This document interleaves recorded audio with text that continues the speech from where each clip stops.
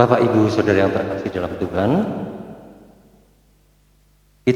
tiba saatnya kita memasuki pada persekutuan doa masa Pentakosta yang diadakan hari ini Senin 17 Mei tahun 2021. Untuk itu sebelum kita memasuki persekutuan doa pada masa Pentakosta ini, mari kita memasuki saat teduh sejenak.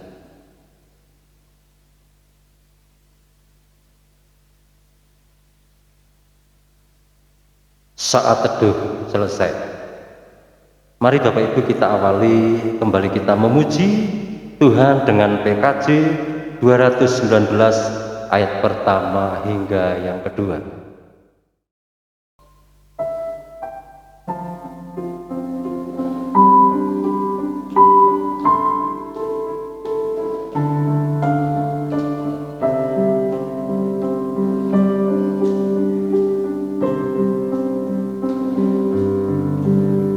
Di saat ini ku angkat tembang, ku angkat tembang bagi Yesus. Di saat ini ku ucap syukur, ku ucap syukur padanya. Ku kasih Engkau, ku kasih Engkau, ku kasih Engkau, Yesus Tuhanku.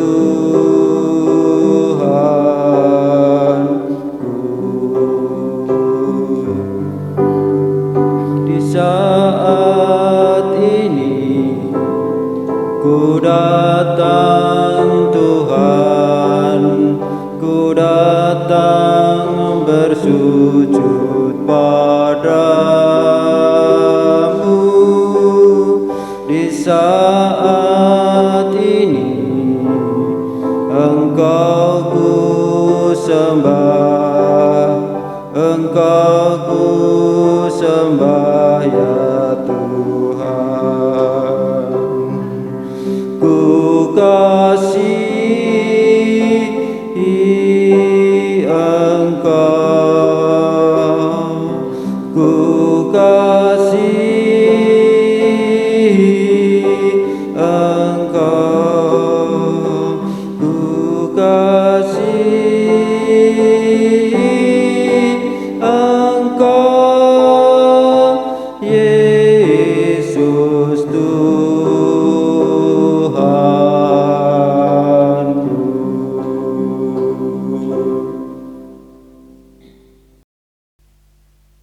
Bapak, Ibu, Saudara terkasih, mari kita awali persekutuan doa dengan kita menaikkan doa kepada Tuhan. Mari kita bersama-sama berdoa.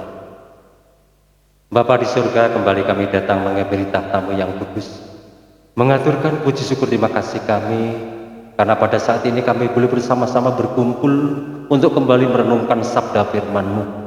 Untuk itu Bapa, seberapa hamba-Mu yang kepakai untuk bertugas malam ini, baik yang memimpin pujian maupun yang lainnya, kami serahkan dalam tangan kuasa-Mu. Tim musik maupun segala apa yang Kau sediakan saat ini untuk anak-anak-Mu, kami serahkan dalam tangan kuasa-Mu dalam tugas untuk saat malam ini. Kami awali dan kami mulaikan seluruh persekutuan doa ini ke dalam tangan kuasa-Mu. Hanya dalam satu nama Tuhan Yesus kami naikkan doa sembahyang ucapan syukur kami. Haleluya. Amin. Bapak, Ibu, Saudara yang terkasih dalam Tuhan, kembali kita akan mengumpulkan persembahan. Untuk itu sebelumnya kami memberi pengumuman kepada Bapak, Ibu, Saudara yang terkasih dalam Tuhan. Nanti persembahan bisa dikumpulkan, dimasukkan melalui amplop dan dituliskan di situ tanggal Senin 17 Mei 2021. Dan nanti Bapak Ibu Saudara bisa dikumpulkan melalui majelis-majelis wilayah masing-masing. Untuk itu mari kita kembali menaikkan pujian kita untuk doa syukur kita melalui persembahan ini. Dan sebelum kita kumpulkan persembahan bersama, mari kita dasari persembahan ini dengan kita membaca Alkitab dari 2 Korintus 9 ayat 7 yang demikian firman Tuhan. Hendaklah masing-masing memberikan menurut kerelaan hatinya, jangan dengan sedih hati karena paksaan, sebab Allah mengasihi orang yang memberi dengan sukacita. Mari kita pujikan Kidung Pujian PKJ 148 bait yang pertama hingga kedua.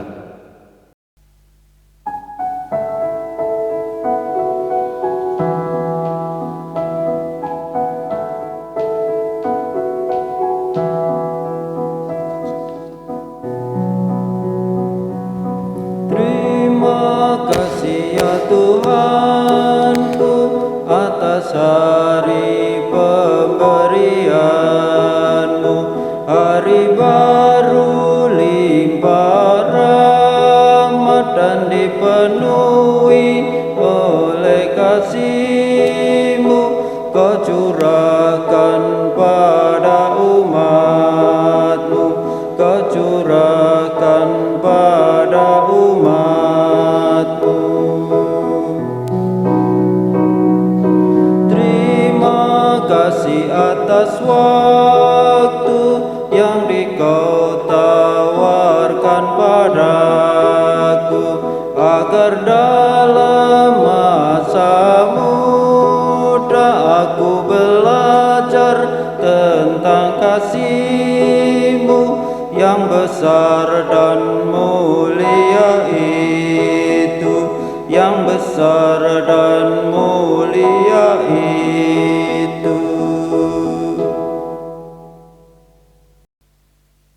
Bapak Ibu, mari kita mengucap syukur melalui persembahan ini. Kita bersama-sama berdoa. Tuhan di surga, kembali kami datang mengambil tahta-Mu. Puji syukur, terima kasih kami naikkan di hadapan-Mu pada malam hari ini. Lawatan-Mu luar biasa untuk kami, sehingga firman-Mu boleh menjadikan satu kekuatan untuk kami yang datang saat ini. Demikian juga yang tidak datang, kami percaya bahwa Tuhan memberkatinya. Kami berdoa juga kepada saudara kami yang berbaring sakit, Tuhan sembuhkan. Dan dimanapun saudara kami berada dapat menerima siaran ini, kami percaya bahwa Tuhan mengurapinya. Kami mengucap terhadap persembahan ini, Bapa, Engkau kuduskan, sucikan, kembalikan senantiasa hamba-Mu yang telah mempersembahkan. Dan bila sembahannya sedikit ini untuk kemuliaan-Mu saja. Banyak dosa pelanggaran kami dalam persembahan ini, Kau ampuni Bapa, karena kami percaya persembahan ini kami naikkan di dalam Tuhan dan selamat kami Yesus Kristus. Doa ini kami panjatkan. Terima kasih Bapa. Amin. Mari Bapak Ibu dan Saudara yang terkasih di dalam Tuhan, kita akan bersama-sama merenungkan firman Tuhan. Bacaan Alkitab saat ini diambil dari Titus pasal 1 ayat 1 sampai 9. Titus pasal 1 ayat 1 sampai 9. Yang demikian, dari Paulus, hamba Allah dan Rasul Yesus Kristus, untuk memelihara iman orang-orang pilihan Allah dan pengetahuan akan kebenaran seperti yang nampak dalam ibadah kita, dan berdasarkan pengharapan akan hidup yang kekal yang sebelum permulaan zaman sudah dijanjikan oleh Allah yang tidak berdusta, dan yang pada waktu yang dikehendakinya telah menyatakan firman-Nya dalam pemberitaan Injil yang telah dipercayakan kepadaku sesuai dengan perintah Allah Juru Selamat kita. Kepada Titus, anakku yang sah menurut iman kita bersama, kasih karunia dan damai sejahtera dari Allah Bapa dan Kristus Yesus Juru Selamat kita menyertai engkau. Aku telah meninggalkan engkau di Kreta dengan maksud ini, supaya engkau mengatur apa yang masih perlu diatur, dan supaya engkau menetapkan penatua-penatua di setiap kota, seperti yang telah kupesankan kepadamu, yakni orang-orang yang tidak bercacat, yang mempunyai hanya satu istri, yang anak-anaknya hidup beriman dan tidak dapat dituduh karena hidup tidak senonoh atau hidup tidak tertib. Sebab sebagai pengatur rumah Allah, seorang penilik jemaat harus tidak bercacat, tidak angkuh, bukan pemberang, bukan peminum, bukan pemarah, tidak serakah, melainkan suka memberi tumpangan, suka akan yang baik, bijaksana, adil, saleh, dapat menguasai diri, dan berpegang kepada perkataan yang benar, yang sesuai dengan ajaran yang sehat, supaya ia sanggup menasihati orang berdasarkan ajaran itu, dan sanggup meyakinkan penentang-penentangnya. Demikian pembacaan kita. Yang berbahagia ialah setiap mereka yang membaca dan merenungkan firman Tuhan. Haleluya, amin. Perwujudan teladan kesalehan. Perwujudan teladan kesalehan. Mungkin banyak, sebagian besar di antara kita yang menganggap bahwa yang namanya kesalehan, bahwa yang namanya kesalehan itu hanya terbatas bagaimana seseorang melakukan ritus agamanya. Hanya terbatas pada seseorang melakukan ritus agamanya atau ritualnya. Oh, orang itu kelihatannya saleh, ibadahnya tidak pernah bolong, berdoanya tidak pernah telat, dan yang lain sebagainya.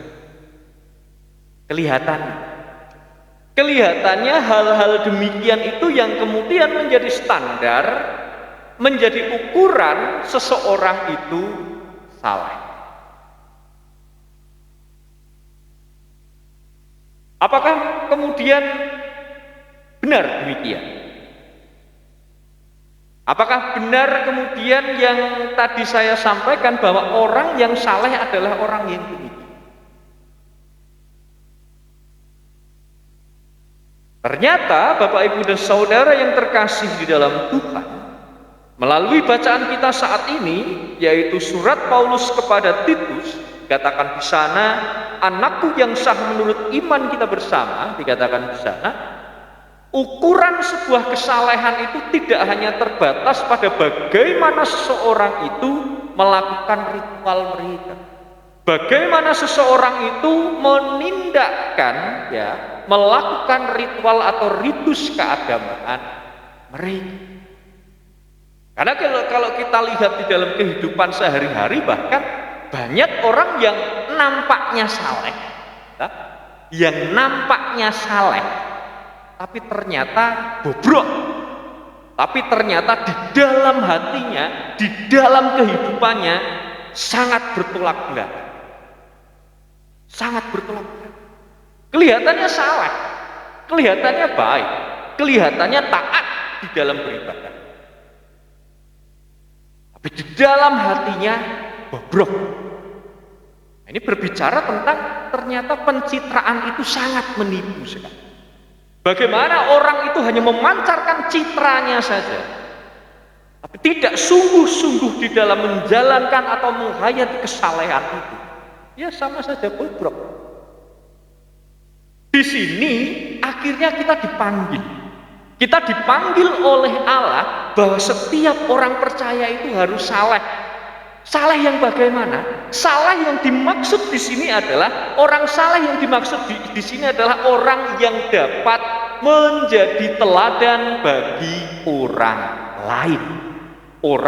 Seseorang yang dapat menjadi teladan bagi orang lain. Teladan tentang hal-hal yang baik tentunya. Memberi tumpangan, suka yang baik, bijaksana, adil, saleh, dapat menguasai diri, berpegang pada perkataan yang benar, yang sesuai dengan ajaran yang sehat. Dikatakan di dalam bacaan kita demikian. Yang itulah oleh Rasul Paulus yang dikatakan kepada Titus, itu adalah syarat-syarat bagi penatua, penilik jemaat. Yang pada waktu itu memang tugasnya adalah untuk mengelola, dikatakan di sana dalam ayat 7, pengatur rumah Allah. Pengatur rumah Allah. Pengatur rumah Allah, ya, di sana bukan kemudian orang itu yang menguasai, tapi pengatur rumah Allah itu adalah pelayan-pelayan Tuhan yang diharapkan pelayan-pelayan Tuhan itu adalah orang-orang yang saleh, adalah orang-orang yang tidak hanya terlihat melakukan ritual keagamaannya, tapi orang-orang yang saleh benar-benar orang yang baik dan benar dari luar maupun yang ada di dalam hatinya, baik perkataan ataupun tingkah lakunya. Itu syarat-syarat. Disinilah kita dipanggil untuk menjadi orang saleh. Mungkin kemudian ada yang mengatakan, loh itu kan untuk penilik jemaat, saya kan bukan penilik jemaat. Tunggu dulu. Saya katakan tadi bahwa di sini digambarkan orang-orang yang dipanggil dengan syarat-syarat tersebut itu adalah pengatur rumah Allah. Pengatur rumah Allah itu adalah seorang pelayan. Kita tidak usah ambil pengatur rumah Allah, tapi kita coba ambil pelayan. Mungkin pasti ada Bapak Ibu yang bekerja, itu kan menjadi pelayan tempat kerja, melayani. Kita di keluarga masing-masing, kita juga menjadi pelayan di tengah-tengah keluarga kita masing-masing. Teman-teman yang masih sekolah ataupun yang kuliah, itu juga menjadi pelayan. Melayani Tuhan melalui setiap talentanya, melalui setiap kepandaiannya di sekolah ataupun di kampus. Jadi apakah panggilan untuk menjadi orang saleh itu hanya untuk seorang yang memangku jabatan gerejawi? Tidak. Kita semua dipanggil untuk menjadi orang saleh. Karena ada yang mengatakan, wah, saya kalau jadi majelis tidak mau, karena kalau jadi majelis saya tidak bisa mengkritik majelis. Apakah itu yang kemudian secara tidak langsung mengatakan, wah saya tidak mau kalau saya menjadi teladan, yang harusnya jadi teladan itu kan majelis? Tidak demikian. Maka dari itu saat ini kita dipanggil dan diingatkan bahwa kita itu adalah pelayan-pelayan Tuhan dimanapun kita berada. Kita itu adalah pelayan-pelayan Tuhan yang dipanggil untuk menjadi orang-orang yang saleh, pelayan-pelayan Tuhan yang dapat menjadi teladan bagi siapa? Di sekolah, di kampus, di tempat kerja, menjadi teladan di rumah, dan dimanapun kita berada. Jadi panggilan di mana kita menjadi teladan di sini adalah agar kita menghayati bagaimana kita itu dimampukan oleh Roh Kudus yang dicurahkan oleh Tuhan Yesus. Karena hanya orang-orang yang menerima kuasa Roh Kudus itulah yang akan dimampukan untuk menjadi teladan bagi orang-orang di sekitar. Jadi di sini bukan waktunya kita untuk mencari-cari, tapi kita menyadari bagaimana Roh Kudus itu sudah diberikan kepada kita. Maka mari kita sadari dan hayati di dalam diri kita masing-masing. Kita menerima Roh Kudus dari Tuhan. Kita menerima kekuatan dari Tuhan. Kekuatan itu untuk apa? Untuk memampukan kita menjadi teladan bagi orang lain. Mari kita menjadi teladan. Dari mulai hal yang paling sederhana, membuang sampah pada tempatnya. Itu kan hal yang paling sederhana. Itu dapat menjadi teladan bagi banyak. Jangan kita hanya kelihatan saleh tapi tidak saleh. Tuhan berkati. Amin. Mari kita memasuki doa syafaat yang nanti akan kita akhiri dengan doa syafaat yang kita pujikan menurut ciptaan Pendeta Eko Iswanto. Mari kita bersama berdoa.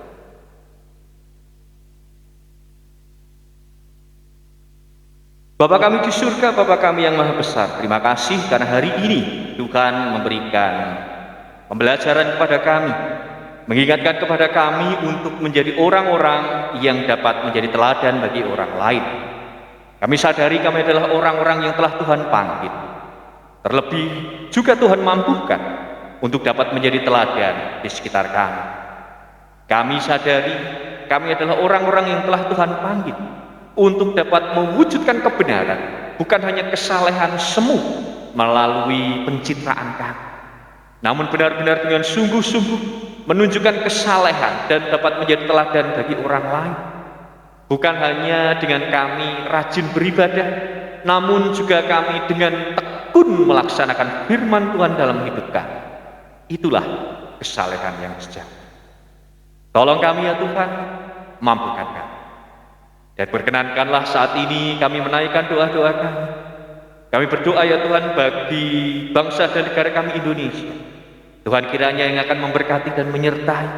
Terlebih setiap peristiwa yang ada, yang terjadi di bulan Mei ini, Tuhan kiranya yang akan memberkati. Tuhan kiranya yang akan memampukan kami untuk bertahan. Apabila memang ada tantangan-tantangan hidup yang seringkali menggoncangkan iman kami, Tuhan kiranya yang mempertahankan kami, sehingga kami menjadi orang-orang yang semakin berseru, berserah, dan bersandar kepada Tuhan yang adalah juru selamat kami yang sejati. Para korban bencana alam yang terjadi juga kiranya Tuhan yang akan memulihkan mereka. Tuhan kiranya yang akan memberikan segala sesuatu, mencukupkan segala sesuatu yang dibutuhkan. Apabila ada yang sakit, Tuhan kiranya yang akan memulihkan. Saudara-saudara kami yang ada di luar kota, keluarga kami masing-masing juga Tuhan kiranya yang memberkati, melindungi, dan kiranya berkenan menjauhkan dari segala mara bahaya. Kami juga berdoa ya Tuhan bagi pergumulan kami masing-masing di dalam hidup ini. Apapun pergumulan itu kiranya Tuhan memampukan kami agar kami dapat tetap bertahan, bukan malah semakin menjauh dari Tuhan, namun semakin berserah kepada Tuhan saja. Kami juga berdoa bagi saudara-saudara kami yang saat ini masih sekolah, kuliah, masih mencari pekerjaan, masih menantikan pasangan hidup, dan dalam pergumulan yang lainnya Tuhan kiranya yang memberkati. Saudara-saudara kami, anggota keluarga kami yang ada di luar kota juga kiranya Tuhan yang akan melindungi dan biarlah hidupnya tetap sesuai dengan kehendak Tuhan. Kami juga teringat para tenaga medis yang saat ini masih berjuang di tengah-tengah pandemi COVID-19 ini. Tuhan kiranya yang memampukan mereka menyelesaikan setiap tugasnya sehingga dapat melakukan setiap tugas dan tanggung jawabnya dengan maksimal. Terima kasih ya Tuhan, terima kasih. Demikian doa ini kami naikkan di dalam nama Tuhan Yesus Kristus yang telah mengajarkan kami berdoa.